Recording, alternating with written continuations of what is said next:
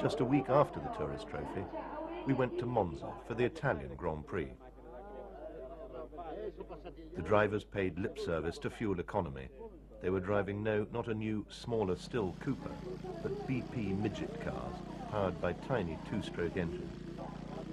In practice, the major concern for all the Grand Prix teams had been tyre wear. The fast Monza circuit and the hot weather were destroying tyres. Moss's mechanic, Alf Francis, had fitted knock-on hubs to the rear of the Cooper in anticipation of a pit stop, but then found it was the left front tyre that was wearing the worst. The Astons qualified only 16th and 17th. Salvadori was still wearing bandages after the fire at Goodwood. The revered Enzo Ferrari made his customary visit to Monza.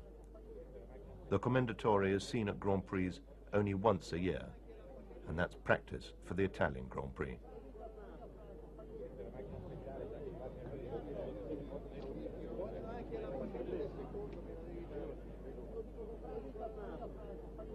Moss had qualified the Rob Walker Cooper Climax on pole.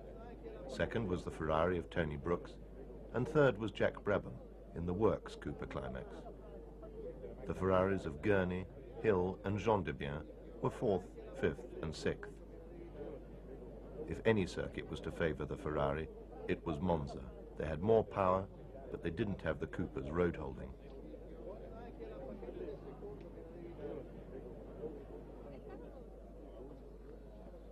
The Walker team discussed their tyre strategy. Could Stirling add a second to his Portuguese victory, I wondered.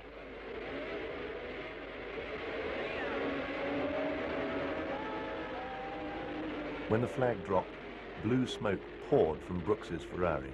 His race was already over. Stirling took the early lead, but by lap 2, the order was Phil Hill, Moss, Gurney, Brabham, and then a long gap to Schell, Jean Debien, Ireland and Allison.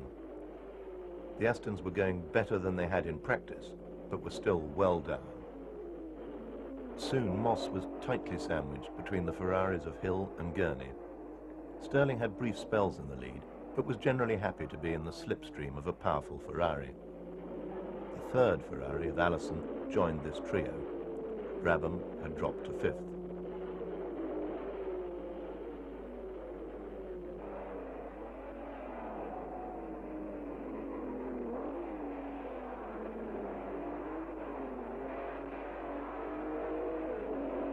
On lap 33, the leader, Phil Hill, pitted for tyres.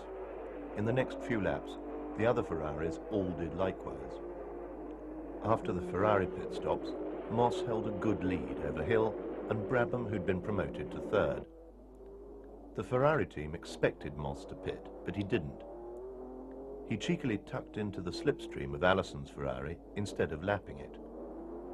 The wily Alf Francis had borrowed a sports car tyre from a Lotus Elite that had crashed out of one of the supporting races. This tyre had a full 8 millimeters of tread, which Stirling was now desperately trying to conserve.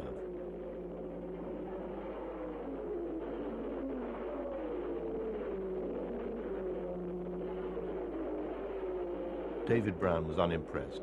Salvadori had retired with engine trouble, and Shelby was 2 laps behind the leaders.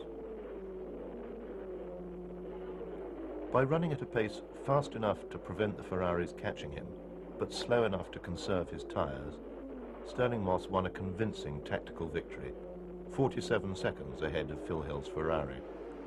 Brabham, in 3rd, also drove the race without stopping.